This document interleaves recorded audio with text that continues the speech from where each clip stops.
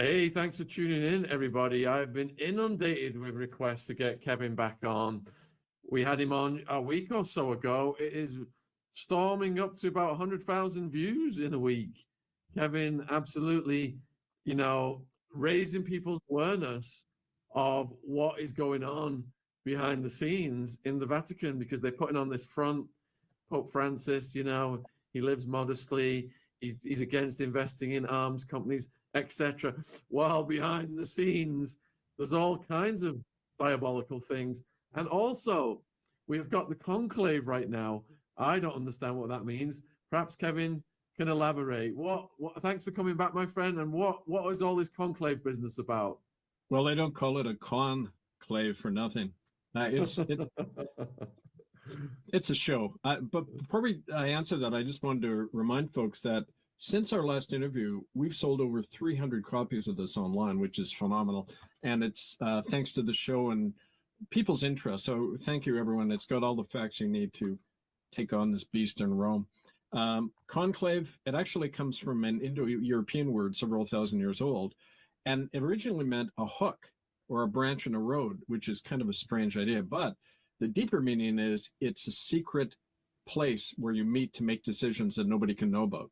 Now, why they would call the choosing of the Bishop of Rome a secret nobody can know about is an interesting clue, because in fact, the guy who is the figurehead is chosen long before the conclave. The conclave is 130 cardinals getting together in the Sistine Chapel. Remember where Leonardo da Vinci painted or Michelangelo rather, painted the Sistine ceiling and all that. They meet in there and they put on this little show that they're choosing the Pope, right? In fact, a guy called Pietro Parolin's already been chosen. He's the serving Secretary of State. He's the power in Rome. He's the one who's been pushing to ally openly with China. And he's been gathering all the financial resources together for many years. To as we talked about last time, the power financially and politically shifting east to China, and he's a big force in doing that. So he's already running the show. He'll continue to. Whoever they choose as the public pope is just a figurehead designed to distract people. And so in a way, it's kind of irrelevant who they choose, right? So all of Kevin's links are in the description box, folks, if you're watching this on YouTube. Let's go over this more slowly then, because here it's reporting there's all kinds of various contenders for the new position. And you're saying it's already been decided? Yeah, do you remember last time when they picked Bergoglio, Francis, after the whole Ratzinger scandal, after we forced him out of office, and all that stuff was coming out about the Ninth Circle cult and the child trafficking coming right out of the Vatican. Bergoglio needed to be the facelift. He brought, the smiley Frank, we call him, named after St. Francis of Assisi, of course. The beneficent smiling guy to distract everybody to think papal reform was happening. In fact, everything he did set back the clock even more to any kind of change or reform. But he was in 2 days. I don't know if you remember that. 48 hours later, he's in. There wasn't even a conclave. He was appointed, which everyone thought was strange because he's a Jesuit and no Jesuit is allowed to be pope. So anyway, there's all that suspension of reason that has to go on. But similarly now, it'll probably drag on a number of days. They could choose a black or an Asian as as the Bishop of Rome. That would make sense in terms of a public relations point of view, to make it look like, if there's a Negro Pope, that people just look at him and say, oh, things must be changing, So it's all smoke and mirrors. But the reality is they need Pietro Parolin and even more. Don't forget, he's the guy who came with Bergoglio to Canada in 2022, met with the Chinese, and signed that agreement whereby the Vatican Bank would underwrite a lot of the Chinese takeover of North America, the economy and all that. So he's essential. He runs the College of Cardinals, and he's kind of seen as a diplomat. He's always the one seen in pictures with politicians and that. So, you follow the money and the power, and that and it leads to him.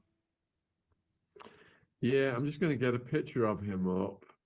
And he's my age. Actually, he's a year younger than me.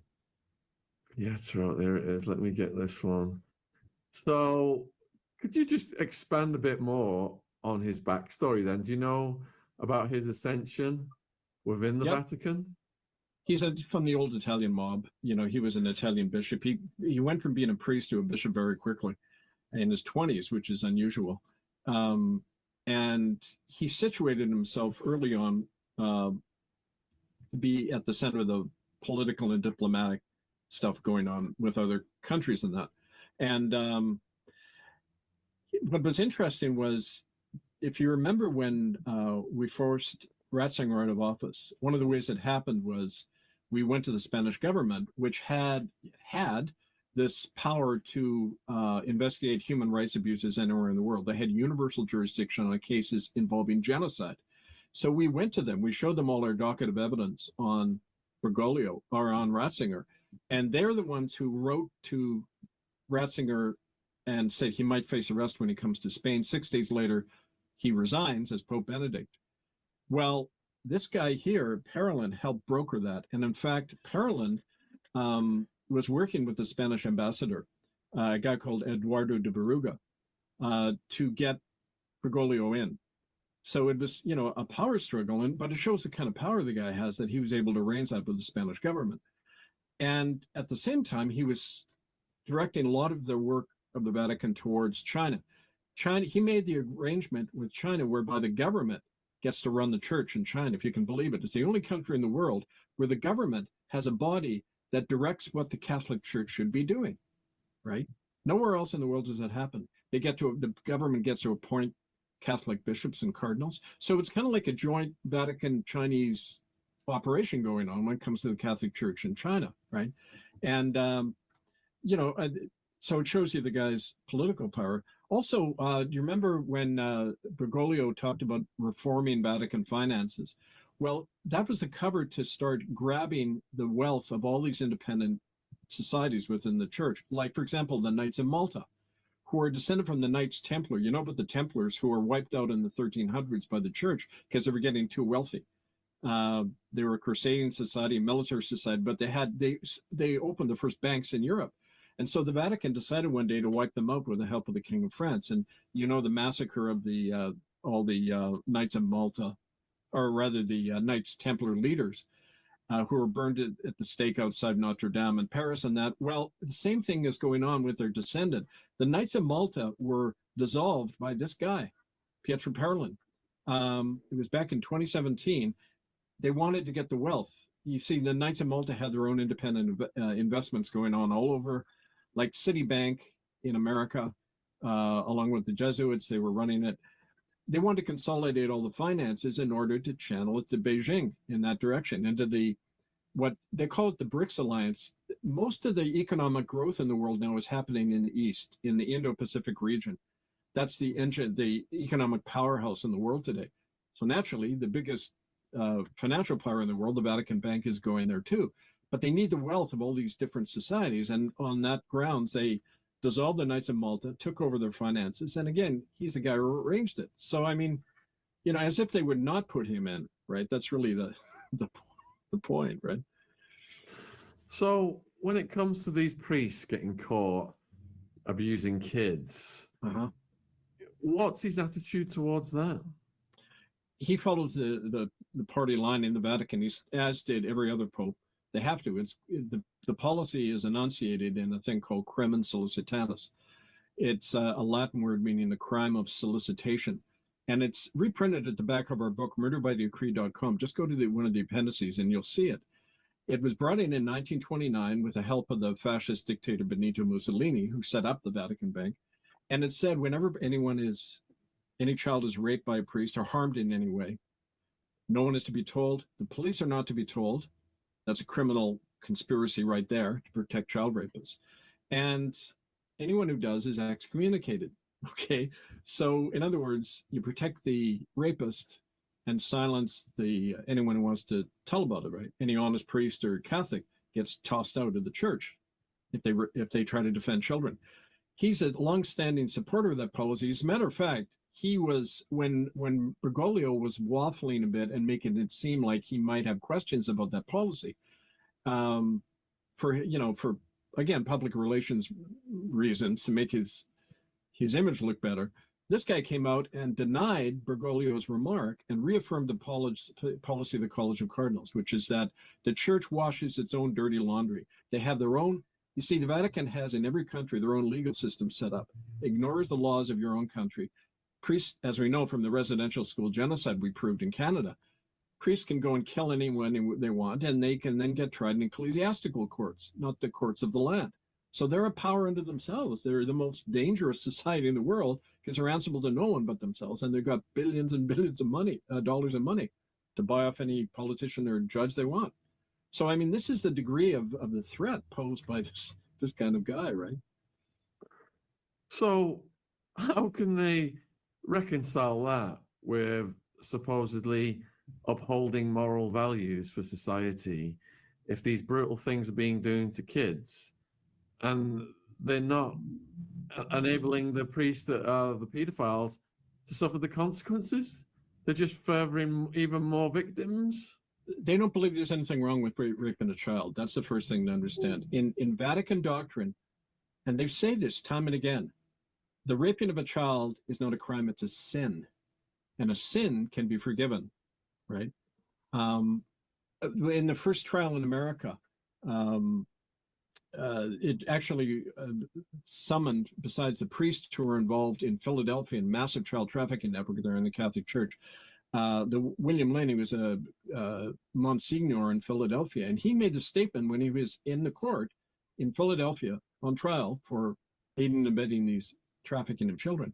He said, we didn't think it was a crime to traffic children. I mean, you see, don't forget, they're operating out of a mindset of children are born evil, original sin. The only crime is to challenge the authority and the wealth and the position of the church. That's a crime. And, you know, it isn't just the Catholic Church. Every church operates according to that. I was told that when I was thrown out of the United Church for exposing these crimes. The guy, Brian Thorpe, the official on the West Coast of the United Church who arranged my firing without cause when I brought out these crimes against children, he said, we know all about those things, Kevin. The only problem is you wrote a letter about it. And that summarizes the religious mentality. We are the source of all morality. We get to define morality. And if you go against it, that's the real crime. If you challenge us, that's the crime. Everything else is forgivable. And so, you know, you have to understand who you're dealing with. And it's on morality and what we understand it as the life of a child is not sacred at all, despite all the rhetoric. You know, I mean, of course they have to put the rhetoric out there to keep everyone in the pews and putting money in the collection plate. But in practice, you know, like Jesus said, by their works you will know them, not by their words, right? It should be called the Church of Satan, not the Vatican, from what they're enabling. All right, folks, so we've got Kevin with us, and if you've got any questions, put them in the chat. All of his links, including his book, etc., are in the description box. And the question that is coming in, the first question that's come in is, do you think all the popes, the history of the popes, they've all been bad people? Well, absolutely, because now, when the Vatican was, the Catholic Church set up officially in the year 317, the early popes weren't really popes. There were three bishops, one in Alexandria, one in Constantinople, one in Rome. Okay, three different bishops. None of them claimed ultimate supremacy. So if you go in the first few hundred years of the Catholic Church, the Bishop of Rome is just another guy, and he doesn't claim supremacy and authority, and he's the voice of Christ, none of that.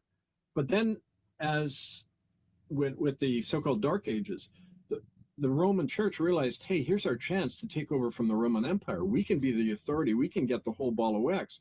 That's when you began to get talk like, we are the link between heaven and earth. You know, the Pope is Christ on earth. All that garbage began to come in after that. It became a political power. It took over from the Roman Empire. So since then, yes, every single Bishop of Rome considers himself God, Christ on earth.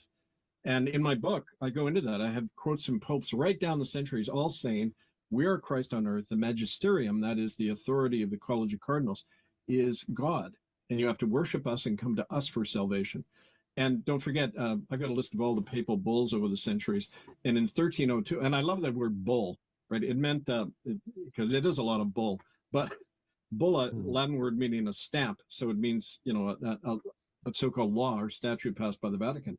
1302, Pope Boniface VIII says, extra ecclesiam sola nulla salus, which in Latin means outside the church, there is no salvation.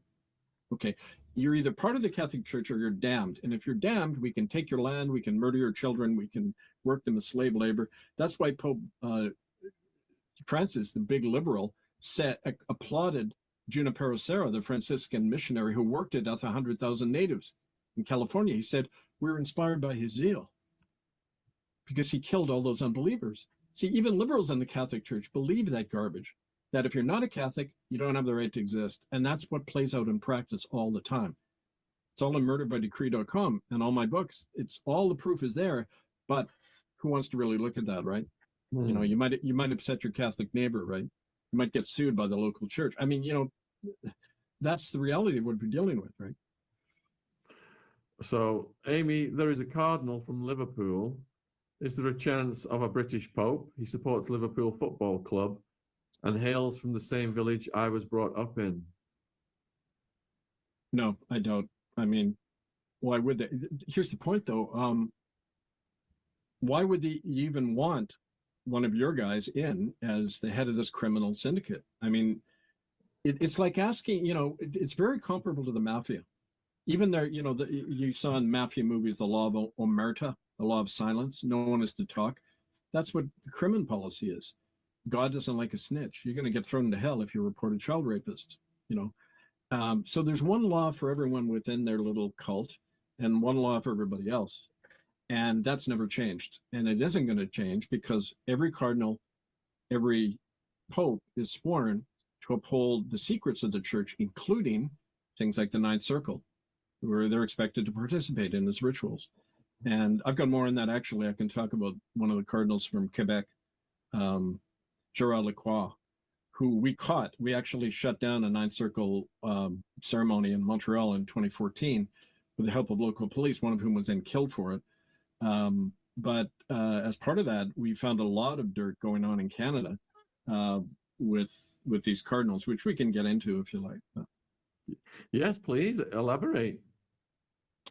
Well, in a nutshell, the Harper government, which actually did the so-called apology about the residential schools, one of his, Stephen Harper's, one of his cabinet minister was Denis Lebel, and he was personal friends with this Gerald Lacroix, Lacroix. Now, he's one of the top candidates for the papacy, one of the, you know, figureheads they're going to put out there to maybe elect.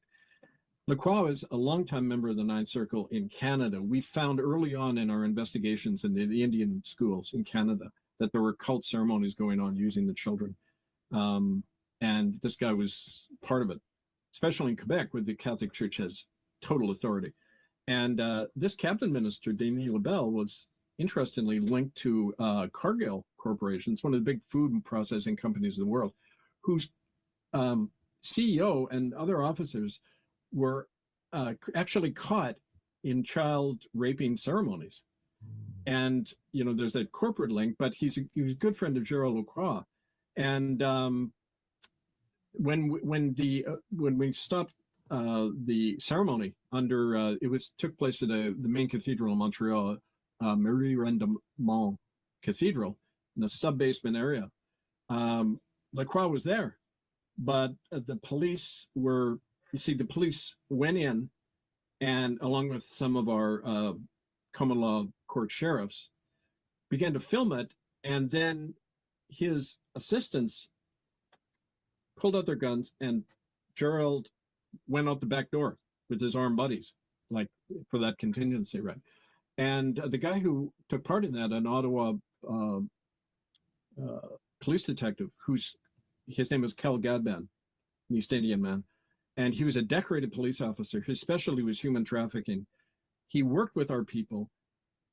The next week, he's found dead in the police station in Ottawa of a suicide, even though he had no history of depression, happy family man with 3 children, you know.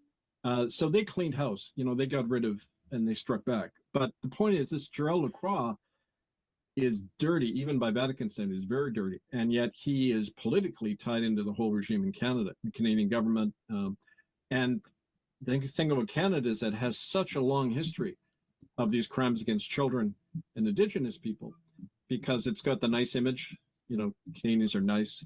It's a vast territory where these things can be hidden, and it's economically crucial to the growing Chinese empire, bankrolled by the Vatican Bank.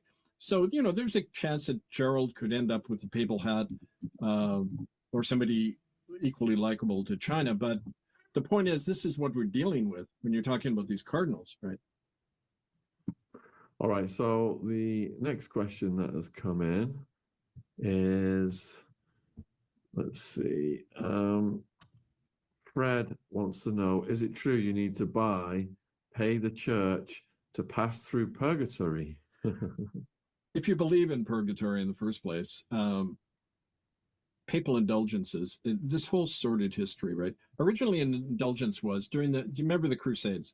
So how do you get people to go and fight and kill strangers? Well, you need a religion. So they were told, anyone who went off to the crusade says that if you die in the service of the church, all of your sins are automatically erased and you go right to heaven. Like Muslim jihad warriors are told the same thing, right? But in this case, an indulgence became, if you pay enough money to the church. I mean, this is what sparked the Reformation, because Martin Luther said, hold on. He went to Rome as a monk, and he found that you had to pay a certain amount of money because all of a sudden, all of the souls of your ancestors are in hell. They made up this thing called purgatory. Why?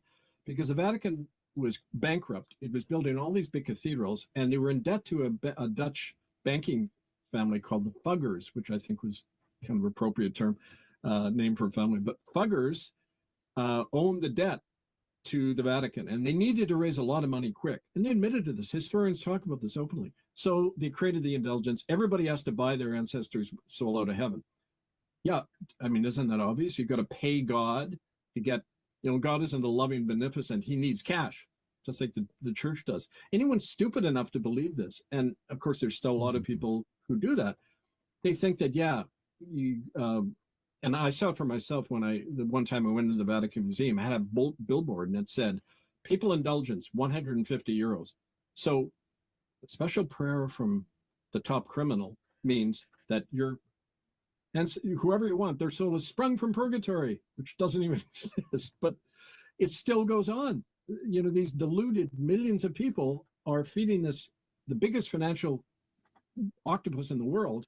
Vatican Bank has about 3/4 of all the world's assets, bank assets, deposits, and fed by all these people who believe in purgatory. So, I mean, yeah, sure, they believe you can buy your way into heaven. That's why. And this ties in, I think, it's what we previously spoke about, the Catholic care homes, where they're getting these old people to sign over their properties to buy the place in heaven. Yeah, it's the biggest con job in history, and people fall for it. Because when you're in a state of fear and dependency, as we've all been raised throughout our life, we think somebody else has the answer for us, and we have to rely on these people, especially when they're getting subsidized by the state and the whole media loves them. And the New York Times talks about who's going to be the next pope. It's all a big racket. It's like living in El Capone, Chicago. And, there's no difference really. All right. Is it true the Catholic Church is in bad shape now, but it will be purified by God and she will rise again in glory? Prophecy says Rome will be destroyed. Please research Catholic prophecy. That's from Siobhan. Yeah, well, McNamee. That was actually the name of my ex-wife, Anne McNamee. Hi. But no, I don't believe in any of that. And the point is, I guess you could say that it would take an act of God to purify something as satanic as the Church of Rome.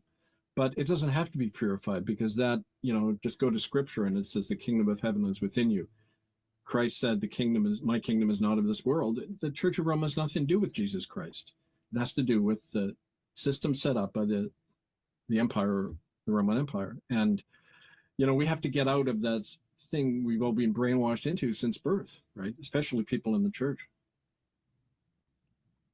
Right. Okay. Next question is, let me see 1 second. Let's go over here. Where are we? We've got lots of questions come in. Amy wants to know, does Kevin agree with the concept of the papacy?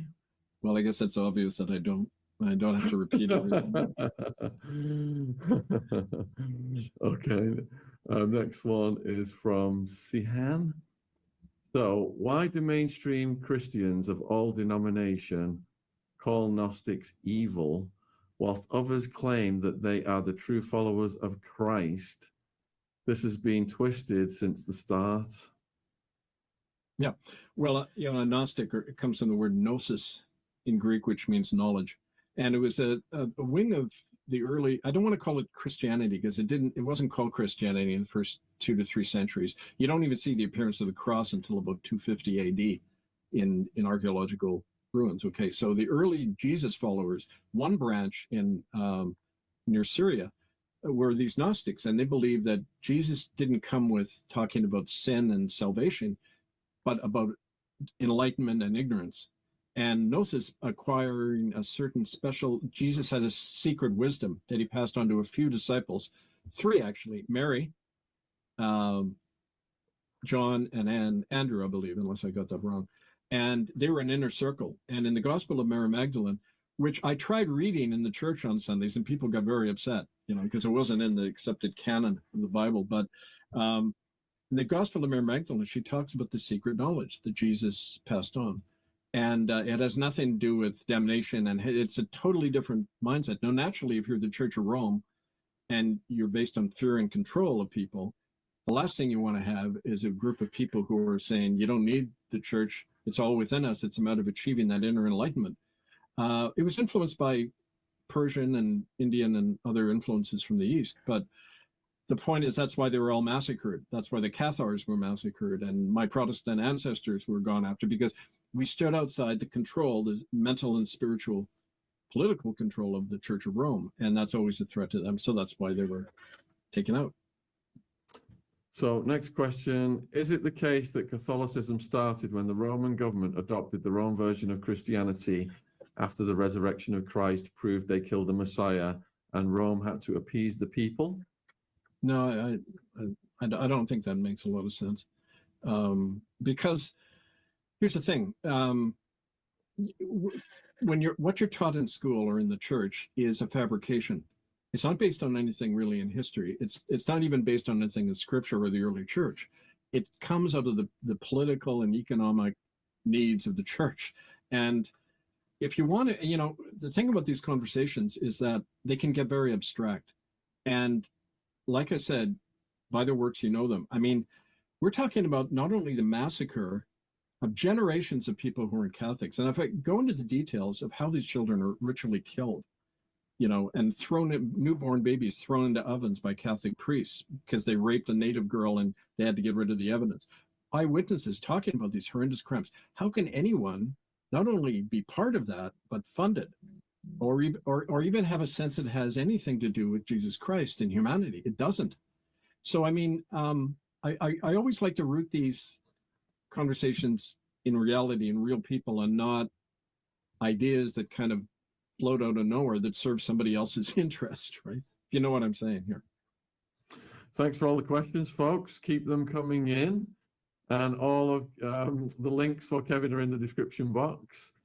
Fred wants to know, does the church teach that our souls remain in the grave until the rapture? Well, I think one branch of Christianity believes that. That's why they don't believe in cremating people.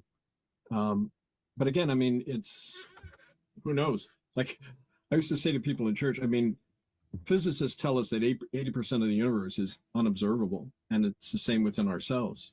How can we know? How can anyone know? None of us know. I used to say to people, if you talk about God talk in church, and that is hearsay. It's rumor mongering. It's like we don't ultimately know. So why do we have to kill each other so much over so many generations and attack and over issues that we can't even prove in any way, right? You may have an inner certainty, that's fine, but don't impose it on somebody else and kill them if they don't agree with you. I mean, if we didn't have religion, the world would be a lot more peaceful, frankly. But wouldn't they find something else to be tribalistic over if there was no religion? Probably, knowing people. But the thing is about religion, Shaun, is that it allows you to kill without without any conscience. That's the point. You can defer moral responsibility onto God, right? God wants me to do this, right? And I'll be sanctified, like in the indulgence or holy war. I'm sanctified by killing. In fact, what's interesting, the Hebrew word kadash, which means a sacred sacrifice, it also means to purify. So the idea we get from Judeo-Christianity for thousands of years is, for you to be purified, somebody has to die for it. Whether it's, the Canaanite cult where they'd throw their newborn into the fire god Moloch and sacrifice them, that hasn't ever really changed. That idea that whatever is innocent and pure has to be sacrificed so that we can all survive. That's the purpose of a scapegoat. I experienced that personally. When I was thrown on, my life was destroyed, and the people doing it felt fine about it because, we can't cause division in the church. That one guy has to be sacrificed. Well, I'm not trying to compare myself in any way to Jesus Christ, but that's exactly what Christians and people, that's how they see Christ. He's up there nailed to the cross, suffering for us, right? God gave his only son. God tortured to death his only son. What does that tell you? Why do you think there's cults of child sacrifice in the church? It's based on that sick idea, right?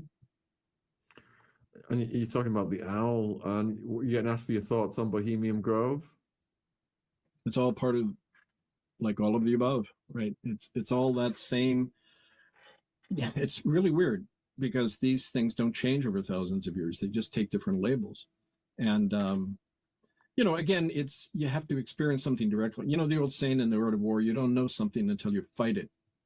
We can have all sorts of fanciful ideas, but it's only when you confront a thing and it's trying to destroy your life, then you know what you're dealing with.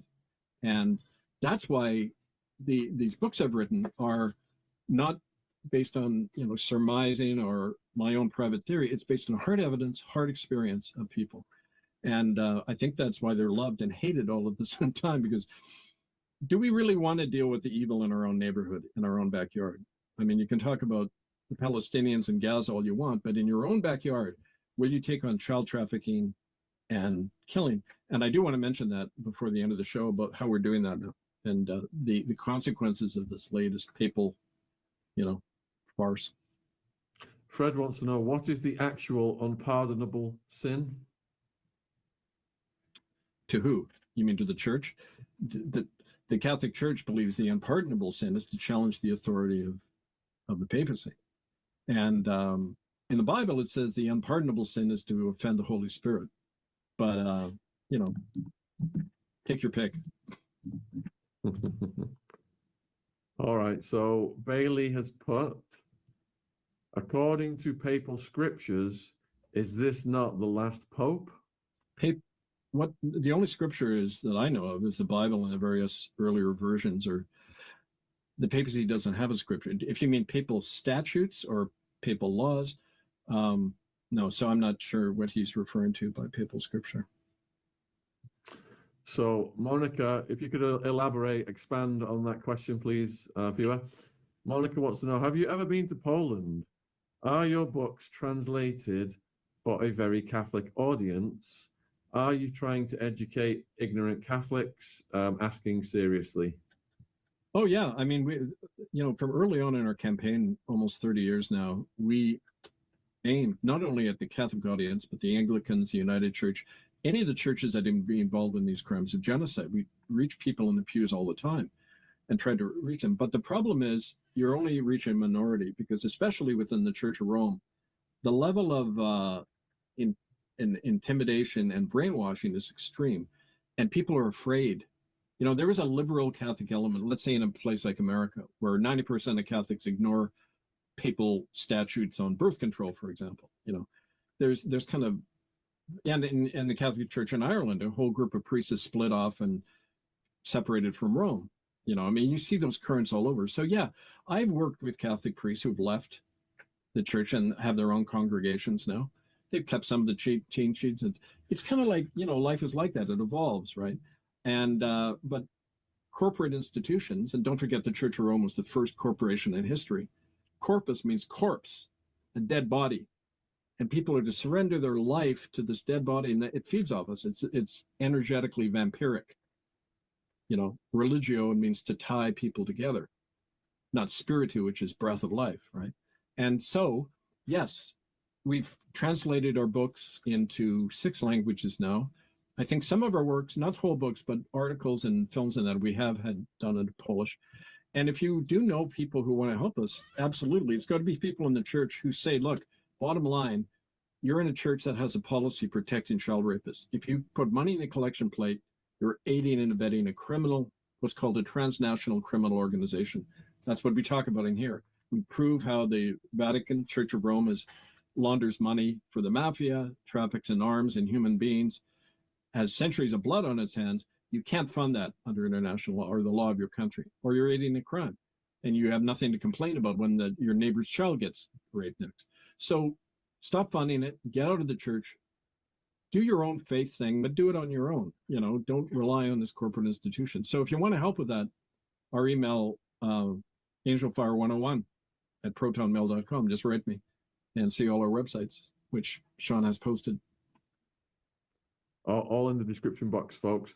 All right, so does Kevin still believe in God and Jesus, but just not the Catholic Church? That's from Ian. Well, I never believed in the Catholic Church because my ancestors, we've been getting attacked by the Vatican since my Huguenot ancestors fled to England in the 1500s. But of course I believe in God and Jesus. That's one of the things that sustained me, that spiritual relationship. I've never believed in the church of any variety because it's a human institution. And it was never prescribed. Jesus never talked about it, a church.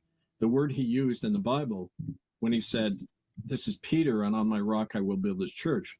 The thing that got William Tyndale burned at the stake when he translated the Bible into English was he translated that word ecclesia as meaning congregation, not church, not corporate hierarchy, but the people gathered in their own communities in direct relationship with God and Christ. That's always been my model for Christian witness, and I don't call myself a Christian. There's no need to go by these labels. It's what you do every day, what's within you that matters. So yeah, that's an answer to that. All right, let me get the next question up. And thank you for all the questions coming in. This one ties into that one. Missy, are you an atheist agnostic? Sometimes. I go back and forth. I mean, who knows ultimately? I have that faith relationship. I always felt Jesus was my brother. We were going through a lot together, that spirit, and how I saw him manifest in all sorts of people who had nothing, who were fighting for what was right. Some days I'm agnostic, some days, who knows? It's a big question mark for me ultimately. I just go on what I've experienced and what seems to be logical. All right, next question is who are the guys in robes? Let me think. That that's a question for you, isn't it? Can you identify them? Well, it could be any of the various cults. It could be the Inquisition used to wear things like that. So they're publicly identifying themselves as the hooded penitents of Italy. Well, maybe one of the popes is in there under the hood because they've got a lot to be penitent about.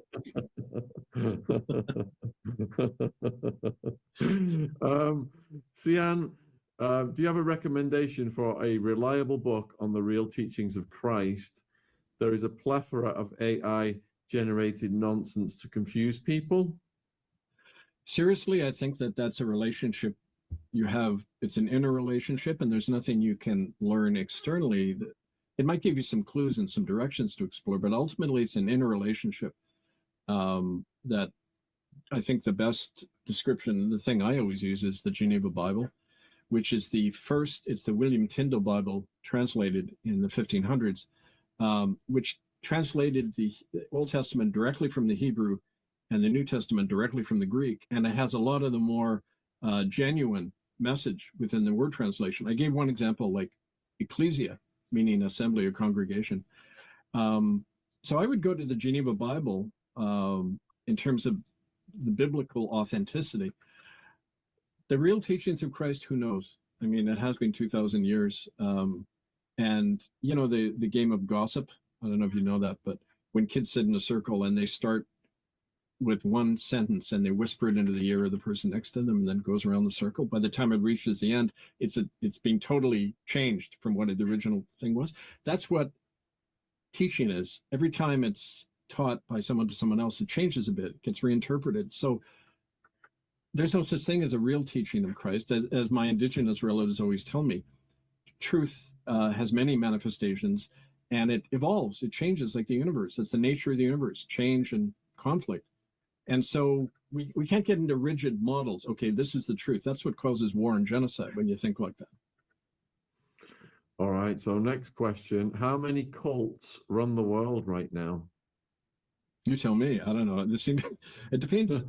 If you mean by a cult, this kind of our popular notion of a cult is some weirdos with guns held up on a house and some kind of survivalist mode.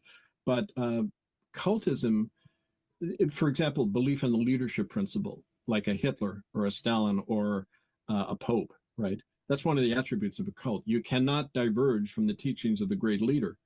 And if we have the right to kill you if you do. And in that sense, you could call any corporation a cult. You could call any government in the world. I mean, in reality, they're operating according to that. So it depends how you define the word. It's like anything, right? Question from Missy.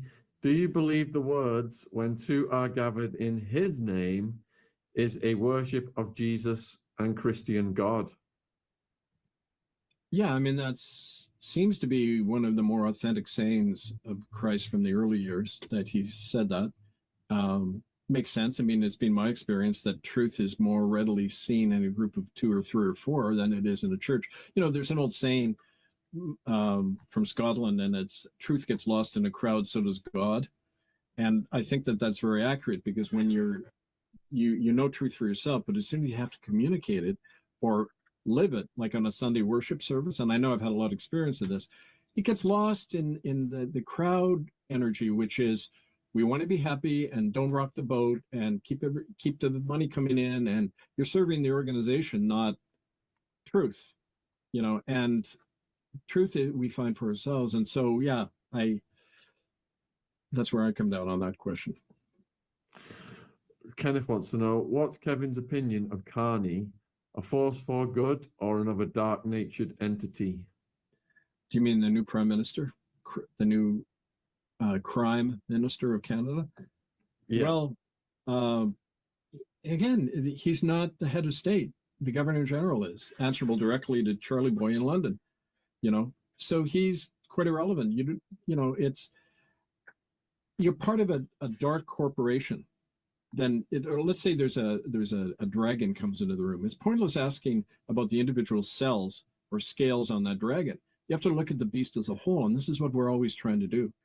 And you notice most of these questions are all about very kind of looking at individual scales of the dragon and not stepping back and saying, what are we dealing with? How do we stop it? Because it's killing children as we speak, right? And that's a life and death matter. And that's what I think people should be addressing, right? So the previous guest we had on, when I talked about, the systematic, horrific things that happen to kids, how embedded it is in all of the structures, from in the intelligence agency, honey trap operations, to the church, and she said the public have got to come out and protest, and more awareness has got to be raised. What do you think? Because it just seems like we're banging our heads against monolithic structures. Yep.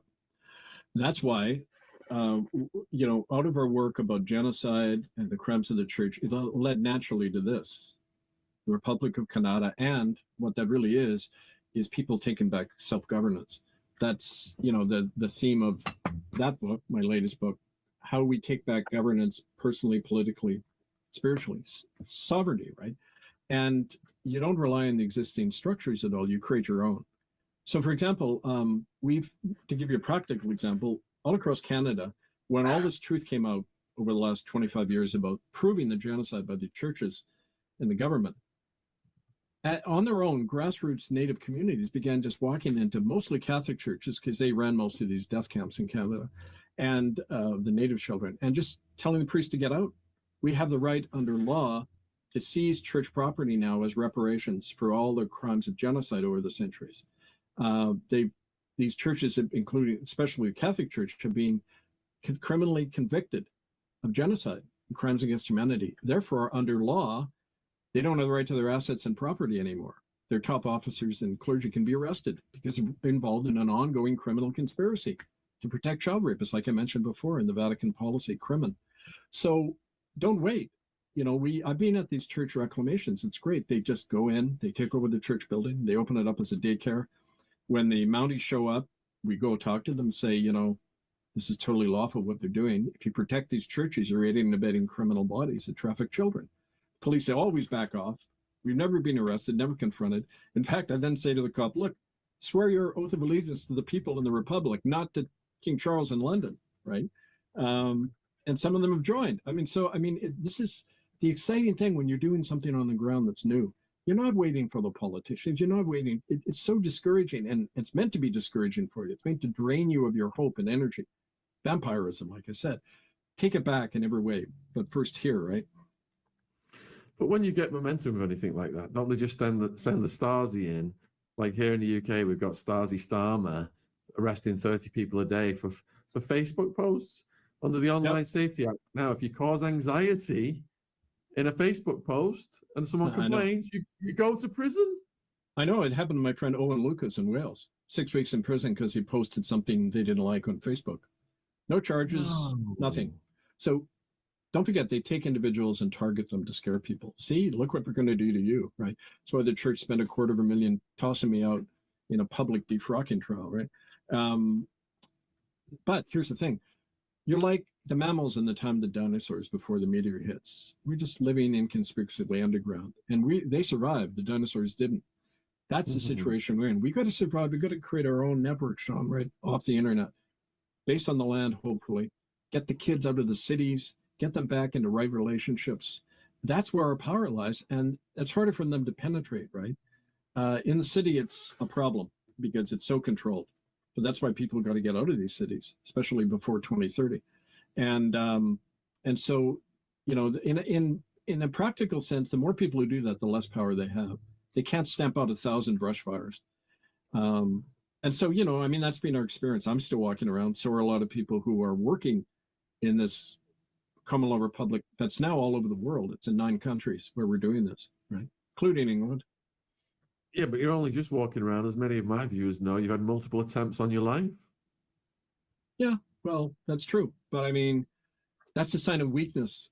If your enemy has to try to kill you, they're admitting they're powerless, right? Don't forget. And I've never been sued once in 30 years. That means they don't want this on the public record. They just want to isolate, discredit. They don't want to create a martyr, usually, by killing people. That'd be stupid. That'd bring more attention on me, and they know that, right? So they just want to do the whispering campaign. Kevin Annett, he's crazy. All that stuff that you see. But so what? Just words. So PN wants to know, how much info did they hide in the Library of Alexandria? Well, again, rumor.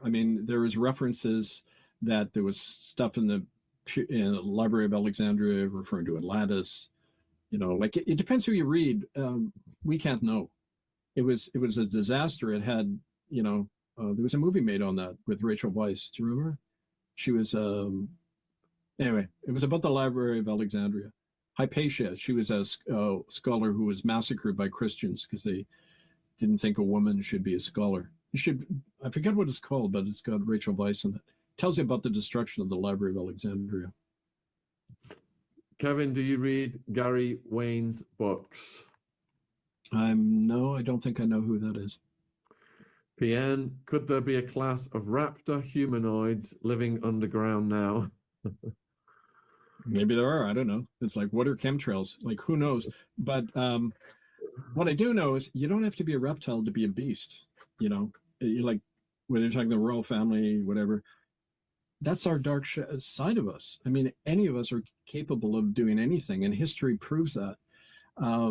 So the whole thing about reptilian stuff, I think it's a big distraction. I think it's a way to shift responsibility onto the poor reptiles. I don't have anything against a reptile. I used to have a toad pet, right? Like Oh no, that's not a reptile. That's an amphibian, isn't it? But you know what I mean. Like, just take responsibility, people. Human beings can be light or darkness. It's not just Speaking reptiles. speaking of chemtrails, have you seen the UK government under Stasi Starmer are spending £50 million on putting up chemtrails to dim the sun to combat global warming? Yeah, you're mentioning that. Well, don't forget, like, we're in a time of mass hysteria and insanity, and the further you go up, look at history, the further you go up into the hierarchy of society, the crazier people become, because you have to be dissociated to operate power like that over people, and you have to surrender your humanity and all that, and so Barbara Tuchman, a historian, wrote some good books about how societies that are in decline, they're making decisions that are increasingly self-destructive and suicidal because they have the secret death wish, right? They want things to end, but they can't because they're stuck into the system of power. So they make decisions that are going to destroy themselves quickly. And I see that's happening all around us now. So we need to step back and not get drawn into the madness and just keep your sovereignty, which is, again, why I wrote that book. Do you believe in the rapture is the next one? I've never experienced rapture myself. I know about the what it signifies, that the elect, the chosen, the saved are raptured directly up to heaven. Again, where they came from, it's church doctrine, and I'm always suspect of that. What did that indicate? I mean, you got to look at the time, the historical period in which it was written, and who it serves. But no, I don't know. Maybe, I don't know. Just looking at this image here that I've been asked to ask you about. Let me just see if I can get it on the screen. It is about it's an image in the Vatican. Right, there we go. Show this one. Put on the screen. All right. So, yeah. What does the inside of the Vatican? Why does the inside of the Vatican depict a serpent? And there's a statue of Jesus surrounded by demons. Yeah. Well, I mean, there's different rationales of that. The official church doctrine would be that's Christ going down to hell for 3 days and cleansing hell. But that's funny, though, because my ancestor, Peter Annett, who was put in the stocks in London in the 1700s because he criticized church doctrine, he once asked the question, he said, and that's what got thrown him in prison for writing this. He asked, how could Christ have gone to hell for 3 days between his death and resurrection when it happened on a Friday and he was resurrected on a Sunday? That's 2 days, not 3. So it seems that these church people don't know mathematics or logic very well because they're claiming 3 days, in fact, when it was 2. And so the point is, this stuff isn't meant to be rational. It's meant to appeal to emotion because they know, like Hitler wrote in Mein Kampf, people don't think, they feel. He said, how fortunate for rulers that the people do not think. And it's not condescending, it's a fact. We're not trained to use this. We're trained to, we just operate primarily out of fear and longing and, all these other things. So what does that represent? It represents fear. And unless you believe in our interpretation of Christ, all those demons are going to get you. And that never really changes. And it's surprising. It's too bad the human race hasn't matured enough to see through these things, right? All right, next question. Yeah, people are always being deceived. Okay, so all right, here we go. Do you think Jesus's brother James had more truth than Paul? Well, James represented the early, what they call Jewish Christian church before Paul came along with Gentile Christianity. And I think James, reading his stuff, is closer historically to the period around Jesus. Paul, don't forget, wrote after Jesus had died and that. So, it represented kind of the revision of the Christian teachings Paul did, Pauline Christianity, that the church bases everything on. You see, don't forget, the Church of Rome especially bases everything on the book of John, which is the book gospel most distant in time from Jesus. Whereas Mark, the original gospel, close in time. How does it depict Jesus? Not as the Son of God. He's this fellow wandering around talking about the kingdom of God. not about I am the truth, the way, and the life. He says, no, we're to live in the kingdom of heaven. He's talking about this other world, or the world we can create here on earth inspired by that spirit, right? So, yeah, that period in early Christianity around James is more accurate in terms of the actual teachings of Jesus. And so again, you got to know the context of all these things, right? So next question, why is it that the church depicts Jesus on the worst day of his life? Is it a mockery? No, well, that's one interpretation. I don't know. If you're a diehard Orthodox Christian, you believe, no, it wasn't the worst day of his life, it was his best, because his death elevated everyone and created a way to heaven for us. So I mean, why do they call it Good Friday when he was crucified? If that's what you're referring to, I don't know. If you want to get caught up in all this theology talk, fine, but I don't think it ever leads anywhere, right? Missy, do you believe in the scriptures and that Satan and the demons are here on earth? Or the one we call Satan, Beelzebub, is being cast down upon you to mislead the entire inhabited earth? It seems like Beelzebub is in the Vatican to me, Missy. Yeah, well, it's not accidental that John Knox and all the early Protestant reformers, they all referred to the Church of Rome as the synagogue of Satan, because it was setting itself up as the opposite of Christ, right? Vicari Christi, the title of the Pope, the one who replaces Christ. I mean, what does it tell you? It's right there in front of you. So why do you think it causes all these crimes all over the world? But you don't have to believe in Satan or Beelzebub to find evil. Just look in the mirror. I mean, we all have that capacity. And we got to start, you see, a child will always project on, everything onto other people. Don't know how to take responsibility. When people talk about religion and that and the devil, we're not taking responsibility for who we are. And it's time we did that, right? So, I don't know. Amy, in the Bohemian Grove ritual, the cremation of Kerr, do you believe they have used real humans or animals? That's what I hear. It's hearsay. Who knows? Okay. Have you heard of Eamon Hillman, a PhD in Greek classics, who says Jesus was a child transporter? No, I haven't. And I find these questions getting increasingly ridiculous, to be honest.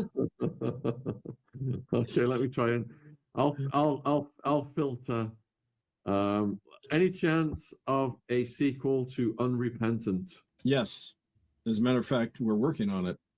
It's one of the projects I'm working on right now. And Unrepentant ended in 2007, before the pseudo-apology, before this stuff spread all over the world, before we forced Ratzinger's resignation. So there's a lot to not only document, but use it as a springboard to what people are realizing more and more, that we need to take back the whole ball of wax. And, if the knowledge of these crimes they've committed can't be an end in itself. Oh yeah, we've learned something new. It has to be a springboard to action. And this is kind of the focus of the documentary. So again, I think you got my email. If you want to participate or learn more about that, just write me. All right, we're getting near the hour, folks. Get your final questions in for Kevin now, please. And keep them serious questions within, what he's talking about. Sky Spirit, do you believe in the literal interpretation of the hierarchies of angels? No. All right. Candice, is the Republic of Canada a Ottawa, Ontario regional thing? No, Canada was formed at a convention in Winnipeg, January 15th, 2015, and it exists across the country. In effect, what it's done, because the authority of the Crown of England was nullified by the criminal conviction of Elizabeth at the same trial that forced Ratzinger out of office, Canada has no head of state under international law. We replaced that with a new jurisdiction based on the will of the people, like in America or any sovereign republic. And it exists across the country, and it's functioning. We have, in a number of places, our own assemblies and courts. We've never been shut down by the police. In fact, like I say, some of the police have already joined our ranks. Nullify your oath of allegiance to the monarch in London and take it to a Republican constitution, which you can find at republicofcanada.org, and get on board. All right, we're at the hour. It's always a huge pleasure, my friend. It always goes so fast, and we learn so much. Is there anything you would like to say in conclusion to the viewers?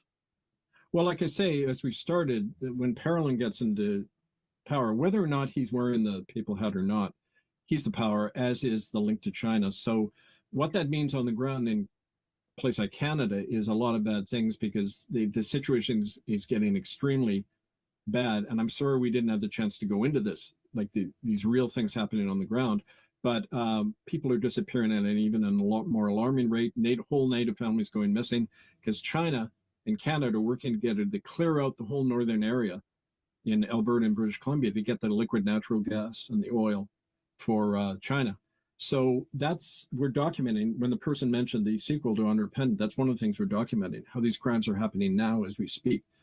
And the genocidal Church of Rome is a financial underwriter for this stuff. So we got to, that's another reason why we need to shut down this oldest criminal body on the planet.